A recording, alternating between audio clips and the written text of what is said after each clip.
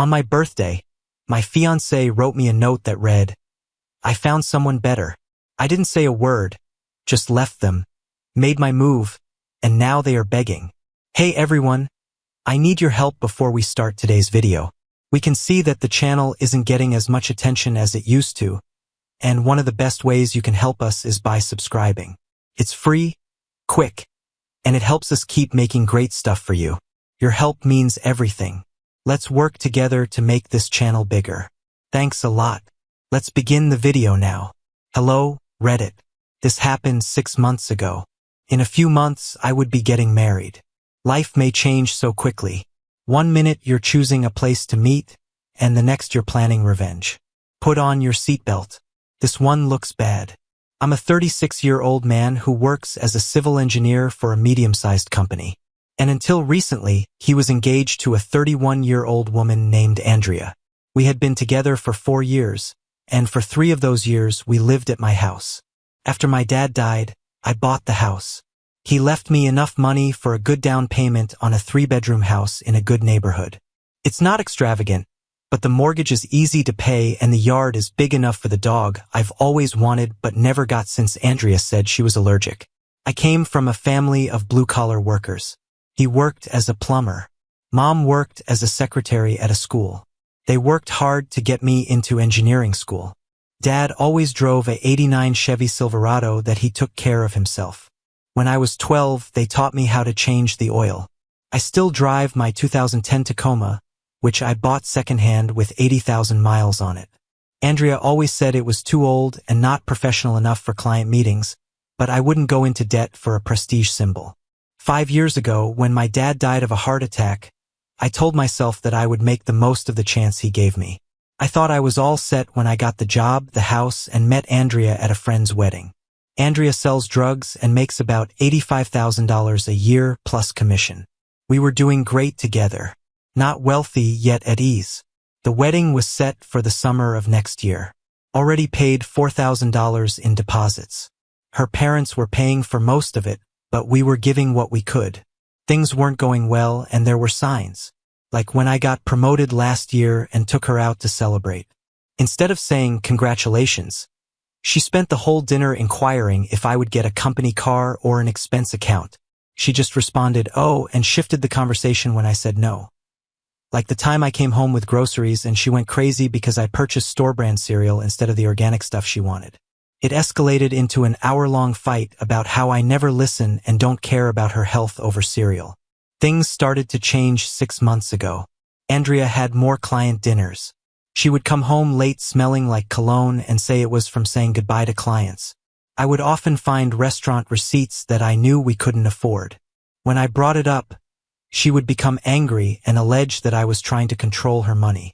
Then there's Joseph, my friend from college. He works at the hospital where Andrea has a lot of patients. He started acting strange around me, like canceling our weekly basketball games and not looking me in the eye when we did hang out. Should have noticed the indications. Last month was my birthday. I took the day off to stay home and relax with my cat, Max. 3 years ago, I got him from a shelter. A one-eyed orange tabby that Andrea put up with but never liked. Since the day I brought Max home, he had been following me around the house like a good boy. Andrea put on a big show that morning as I was preparing coffee and gave me a wrapped present. She kissed me on the cheek swiftly and added, "Don't open it until tonight. I have a dinner meeting with the regional director, but I'll be home by 10 o'clock and we'll celebrate." I nodded and put it away. Another meeting? Whatever. I was sitting on the couch with Max purring on my lap around 8 p.m. when I decided to go ahead and open it. There was a black sweatshirt with the emblem of our favorite band on it inside. It's nice enough. There was a little card. "Look in the pocket." I pulled out a folded piece of paper from my pocket. This time, no receipt. A note to say goodbye. "I can't do this anymore, Victor. The house, the wedding, and everything else we had planned for the future. I don't want it. I met someone who made me feel alive again. I'll have already moved my important items out by the time you read this. I'll grab the rest later. I'm sorry it had to end like this. That easily. 4 years in a pocket note on my birthday. I held that note for what felt like hours, but it was actually only minutes. I was running through my thoughts, trying to put together all the indications I had missed. The late nights, the sudden work trips, the way she guarded her phone, and the fact that she had provoked fights over nothing, perhaps to make herself feel better about what she was doing. 2 weeks ago, when her coworker drove up in a new BMW, she made a backhanded joke about my truck. "Maybe one day we'll get something from this decade," she remarked with a giggle, putting her arm through mine like it was just a joke. Her coworker had smirked, and I felt like I was back in high school, being judged and found wanting.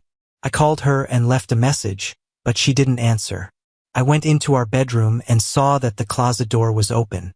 She was missing half of her garments. She couldn't find her jewelry box. Max was rubbing against my leg as I sat on the side of the bed. There was at least one faithful person in this residence.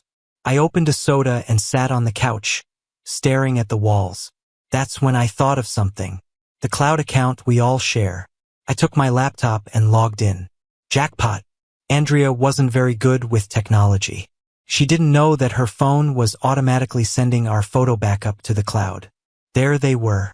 There are a lot of images of her with a tall, gym-built guy in a fancy suit in a restaurant, in a cabin, and on a boat. Going by the timestamps, this had been going on for at least 4 months. And there, hidden away in a folder called Weekend Getaway, was a picture that made me so upset. Andrea and this guy are standing in front of my car. I let her borrow it because her lease was up, and they are plainly using it to get away for the weekend. I looked more closely and found backups of text messages. Dorian was the name of the guy. He worked at the hospital where she made sales calls. Normal. The texts made me sick. She told him how bored she was with me and how she couldn't wait to start her true life with him once she worked out how to leave me without any problems. At that point, my phone rang. Joseph texted me, "Dude, I need to talk to you. It's important." I called him right away. "What's up?" There was a long silence. "I've been seeing Andrea with someone at the hospital a lot," I replied bluntly. "I didn't know how to tell you, Dorian." "Yeah. When did you first see them?" Joseph grumbled. "About 3 months ago in the cafeteria. They were pretty close. I thought maybe it was just a work thing at first. Then last month, I saw them in the parking garage kissing. I've been trying to figure out how to tell you. Why didn't you say something sooner?" I tried to keep the anger out of my voice. She saw me watching them that day, came to my office later and said if I told you, she'd tell HR I was harassing her. I could lose my job, man. I've got the twins and Jen to support. I was gonna tell you anyway. I was working up to it, but I'm sorry. It's not your fault. She's gone now anyway. Left me a note on my birthday. Jesus Christ. What are you going to do? I don't know yet, but I'll think of something.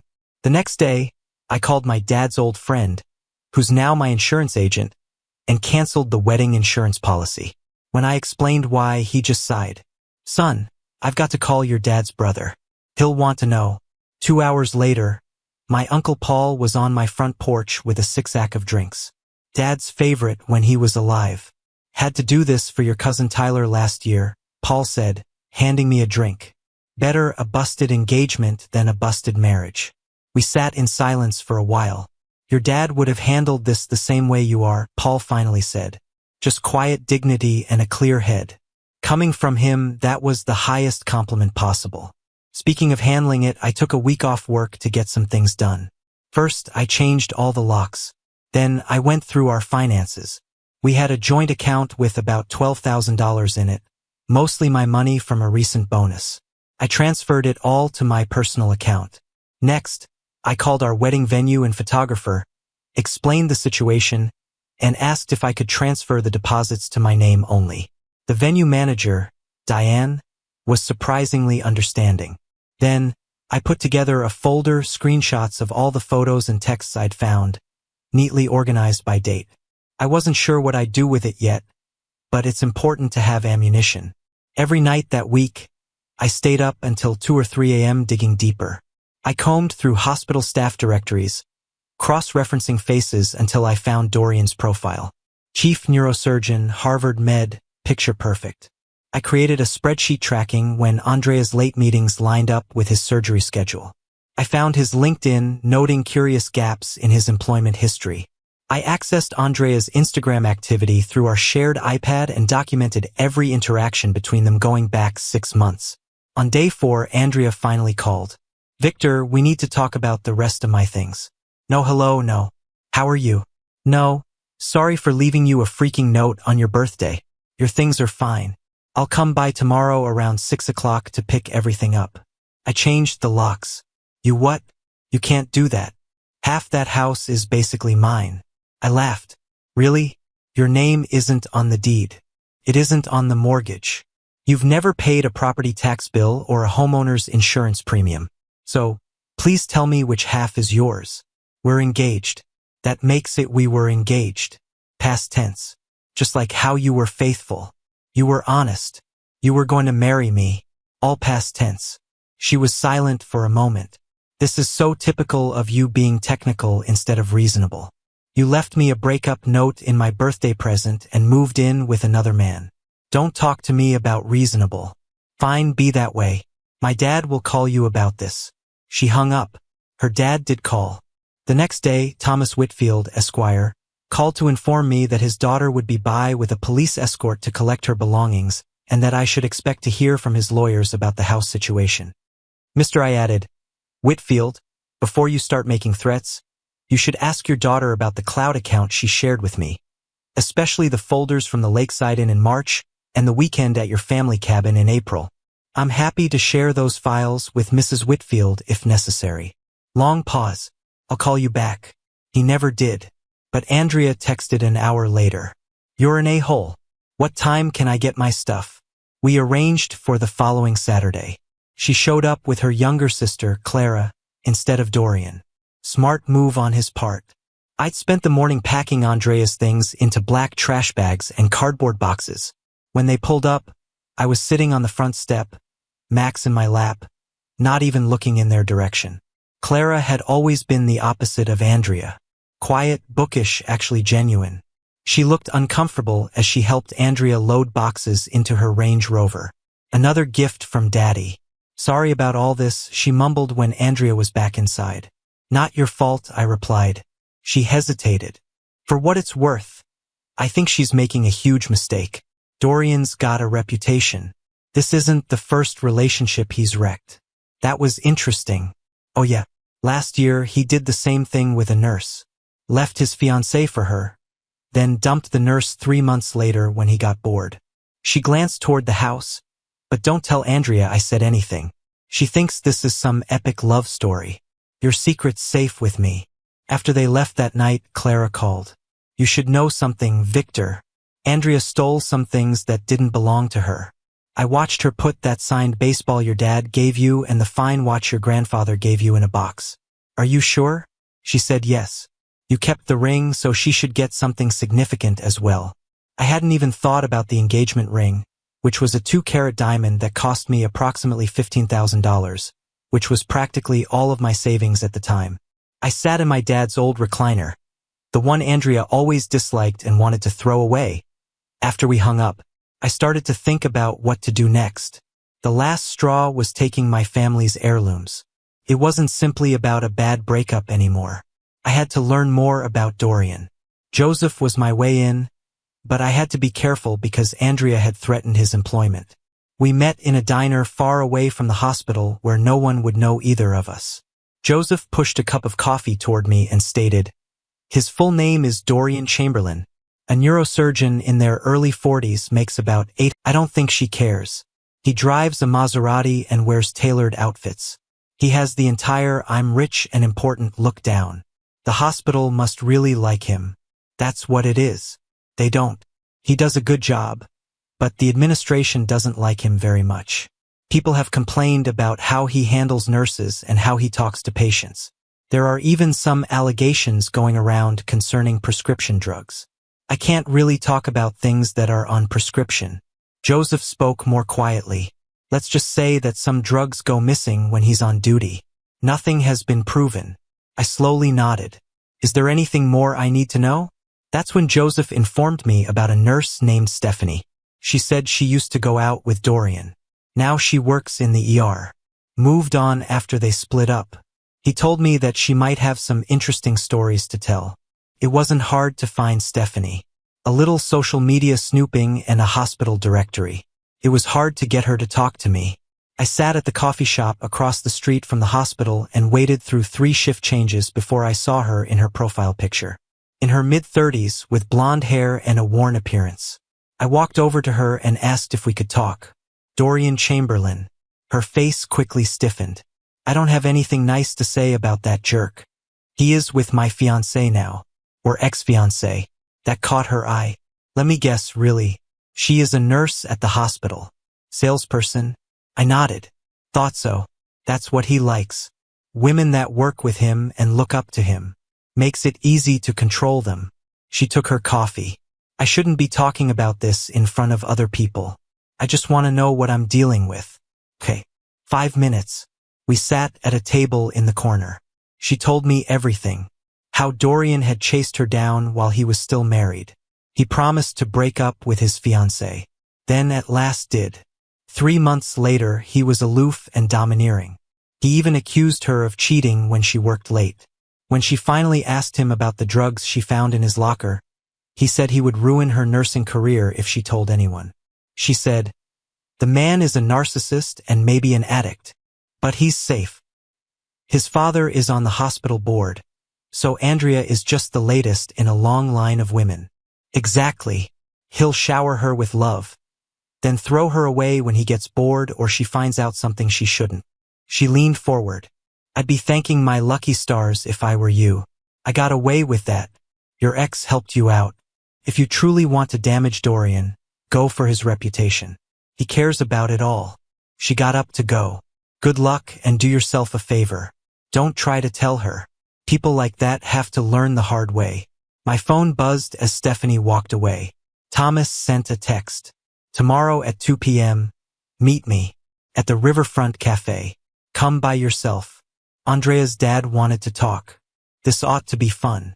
I got to Riverfront Cafe 15 minutes early and picked a table in the corner with my back to the wall. A full view of the entrance. If you were to hire a corporate lawyer who made 7 figures, you would expect Thomas Whitfield to be just like him. A fancy suit, perfect gray hair, and the confident stance of someone who is used to scaring people. He walked with confidence until he saw me sitting there watching him come closer. Okay. He didn't spend any time. I'd like to talk about your proof and how we can work things out in a friendly way. The pictures and the texts. You mean the pictures of your daughter cheating on me for months? The texts where she talks about how to leave me without any trouble? Or the photos of them at your family's cabin? He shuddered a little when the cabin was brought up. I didn't know they were using the land. Well, it looks like they were pretty thorough from the pictures. He cleared his throat and looked around to be sure no one could hear us. What do you really want? She stole my father's signed baseball and my grandfather's watch when she moved out. That's all. And the $4,000 in wedding deposits that came out of my account. He agreed. I'll get your things back. By the end of the week, you'll have them. He was about to depart, but then he stopped. I don't think she handled this well, for what it's worth. We raised her better than that. I called after him as he went away. Tell Andrea that if anything else of mine goes missing, those pictures will go to your wife, your companions, and anybody else who would want them. A courier brought a delivery to my office 3 days later. The baseball, the watch, and a $4,000 cashier's check. There is no note. I didn't think there would be one. That night, Clara sent me an SMS. Are we able to meet? It's important. We met at a bar in the city that wasn't too busy. Clara looked worried as she played with her drink. What's going on? I asked. I thought you should know what's going on. Even though Andrea doesn't know I'm here. She is quite unhappy. It's not my problem anymore. I know, but Dorian is already displaying his true colors. Jealous and controlling. He looks at her phone and asks her about every male customer. He startled her last week by coming to what was supposed to be a business dinner. Once again, I don't see how this affects me. Clara let out a sigh. She's thinking about quitting her career since he doesn't like it when she works with male doctors. This guy is making her give up her job. She messed up. A big, dumb error that she won't acknowledge to because she's too proud. You know why she really left that message in your birthday present? She was too scared to talk to you. She realized she might not be able to tell you in person if she had to. What do you want me to know? I know you cared about her even though you did everything. Cared a lot. Dorian only sees her as a trophy. She thought about it for a second. And because I've always thought you deserved better than how she treated you. I said softly, thank you for your concern. But I'm going on with my life. I'm actually okay. Sure, she said hurriedly and turned away. I just wanted you to know. As we finished our beverages, I started to wonder why Clara had really called. Was she worried about her sister? Or was there something else going on? No matter what, my mind was racing. I have friends now that I never thought I would have. Joseph at the hospital, Stephanie with her inside knowledge, and maybe even Clara, who is close to Andrea's new life, as well as whatever Thomas would tell his wife to keep her from finding out about the cabin images. I started to carry out my plan over the next few weeks. Took time, which was fine. Since I wasn't planning a wedding, I had a lot of time. First, I got back in touch with Craig, a college classmate who now worked for the state medical board.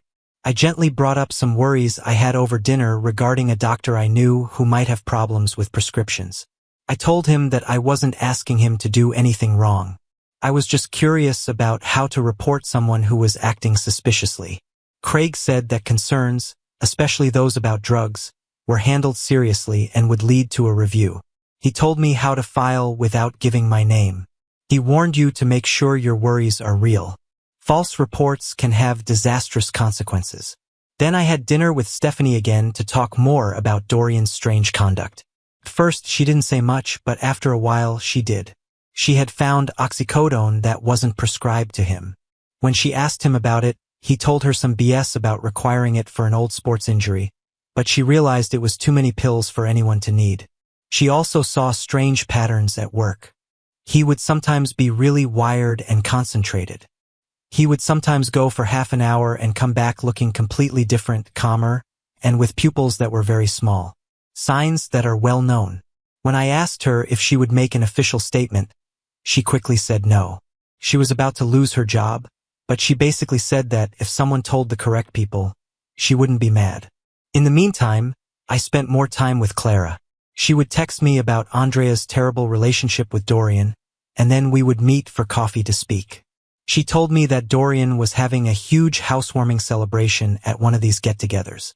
Andrea had officially moved into his $1.2 million mansion in the wealthy part of town. Clara rolled her eyes and told me that Andrea wanted everyone to see how great her life was. Their dad was going to the hospital because important people would be there, but their mom didn't want to go. When Joseph texted me, everything fell into place. Dorian has a significant surgery planned for the Monday after his big party.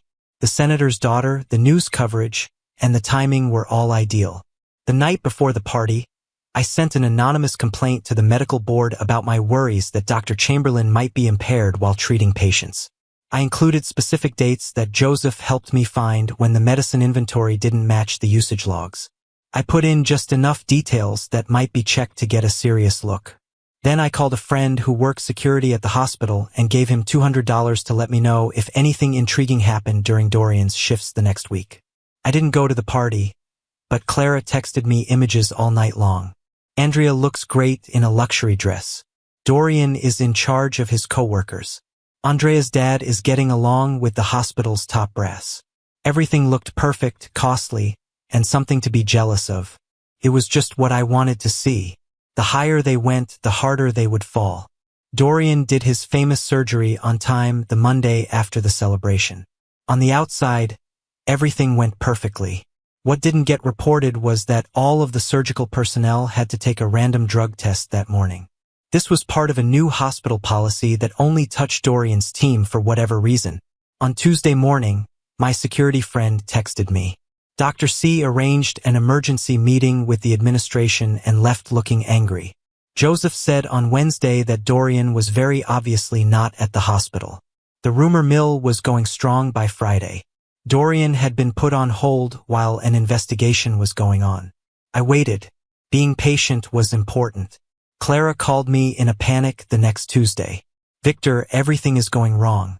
Dorian's license has been taken away. Something concerning drugs. Andrea is going crazy. I said, that's too bad. in a calm manner. How is she doing with it? She doesn't want to believe it. Keep emphasizing that someone is attempting to ruin him and that it's a mistake. Clara stopped. She also learned about more than one of his ex-fiancés. There were 3, not 2. He sounds like she's waking up a lot. It gets worse. The board of the hospital will meet tomorrow to talk about whether or not to end his contract. His malpractice insurance is threatening to drop him because of the suspension and the investigation that is still going on. He'll lose everything if he loses his job. I was done. Yes. And Andrea is on his lease now, but she isn't in any of his accounts. She gave this connection her all. She even used her funds to help pay for their furniture. I almost felt bad. Almost. 2 days later, the other shoe fell. Dorian was fired. The medical board was still looking into the case, and Clara said that he was getting worse and worse, blaming Andrea for his bad luck, drinking too much, and being verbally abusive. She finally sees him for what he is. Clara told me over yet another coffee meeting, but she's trapped.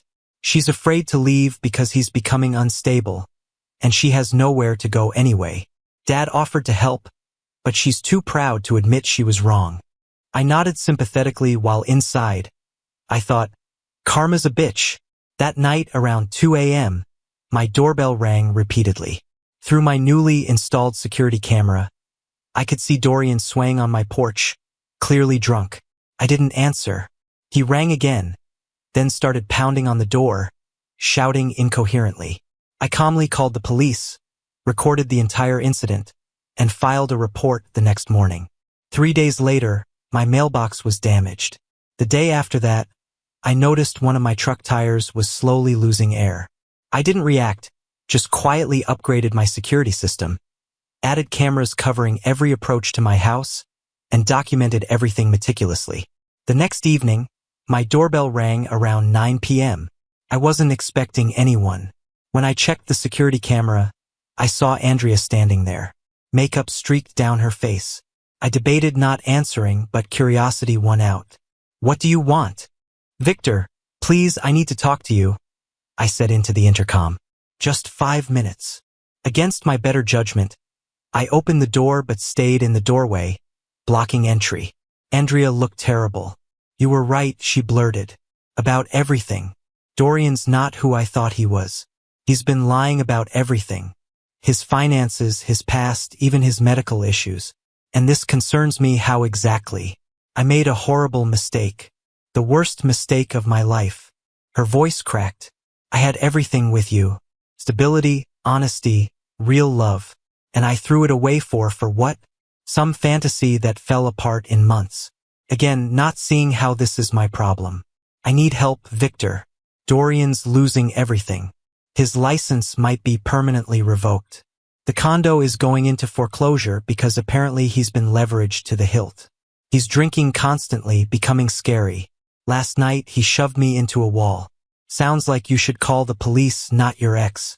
I started to close the door. Wait, she put her hand on the door.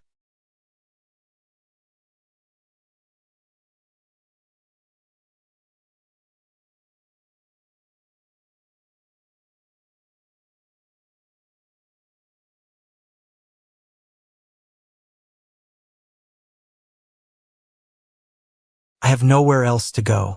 My parents are out of town and Clara's place is too small. I just need somewhere to stay for a few days until I figure things out. I laughed. Actually laughed. You're joking, right? You want to stay here after what you did? I know I don't deserve your help, but you're the only person who's ever truly cared about me. And I stop. I held up my hand. Just stop. The woman I cared about wouldn't have left a coward's note in a birthday gift. Wouldn't have taken family heirlooms out of spite. Wouldn't have moved in with another man without a second thought. I was confused. Dorian manipulated me. No, you made choices. Adult choices. Now you get to live with the consequences. Her face hardened, that familiar, entitled anger surfacing. So that's it. You're just going to leave me with nowhere to go after 4 years together. Funny how that works, isn't it? By the way, how's Dorian's career going? Heard he had some trouble recently. She stared at me, realization dawning. It was you. You reported him. I shrugged. Someone had to stop an impaired doctor from operating on people. Think of it as my public service. You ruined his life, his career, everything we had.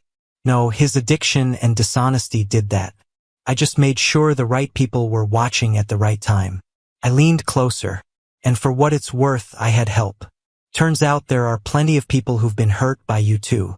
Clara, she whispered. She's been feeding you information. And that nurse Stephanie. People don't like being used and discarded. Andrea, something to keep in mind for your next relationship. The next day, Dorian showed up again, pounding on my door, clearly drunk at 11 a.m. I didn't bother opening up, just called the police and watched through the security camera as they escorted him away, threatening to arrest him for trespassing and public intoxication. I added the footage to my growing documentation file. Andrea tried a different approach, sending her father to negotiate. Thomas Whitfield looked uncomfortable standing on my porch. Victor, I understand there's been some unfortunate developments with Dorian's situation. Very unfortunate, I agreed. Addiction is a serious disease. Yes. Well, Andrea finds herself in a difficult position. She certainly does. He shifted uncomfortably. I'm aware that you and she have a complicated history, but she's in a vulnerable place right now. And as her father, I'm concerned about her safety and well-being. As you should be. I'm wondering if we could come to some arrangement. A temporary truce, if you will. I raised an eyebrow. What kind of arrangement? Andrea needs somewhere stable to stay until Dorian's situation resolves, or she can find her own place. Your house has the space and you two were close once. You want me to take in your daughter after she left me for another man? The same daughter who stole family heirlooms and claimed half my house despite contributing nothing to it. He had the grace to look embarrassed. I understand it's an unusual request. Unusual? It's delusional. I'm prepared to make it worth your while. Say $20,000 to let her use your spare room for a month or two. No strings attached. I stared at him. You're trying to buy me off to clean up Andrea's mess. I'm trying to protect my daughter. Where was this concern when she was destroying my life? When she was moving in with a man you knew was still married when they met? Thomas paused slightly. How did you know that Dorian was still legally married to his second wife when he and Andrea started dating? I did my homework, Mr. Whitfield, just like I looked into his prescription habits and professional misconduct. He was quiet for a moment. What do you want, Victor? Nothing from you or Andrea. I want to be left alone to rebuild the life your daughter shattered. As he turned to leave, I added, for what it's worth, Clara tried to warn her multiple times. You should probably start listening to your younger daughter. She seems to be the only one in your family with a moral compass. The next few weeks brought more desperate attempts at contact. Andrea sent tearful voicemails. Dorian, when he was sober enough, sent threatening texts that I documented and forwarded to his lawyer. Thomas tried again with a higher offer, $50,000 this time. I declined them all. Eventually, they all got the message. Andrea moved back to her parents' house, tail between her legs. Dorian, facing criminal charges for prescription fraud on top of his license suspension, reportedly left town. The perfect couple crashed and burned in spectacular fashion, leaving nothing but wreckage behind. Andrea's Instagram, once filled with perfect couple photos and luxury lifestyle shots, shifted to vague inspirational quotes about forgiveness and starting over.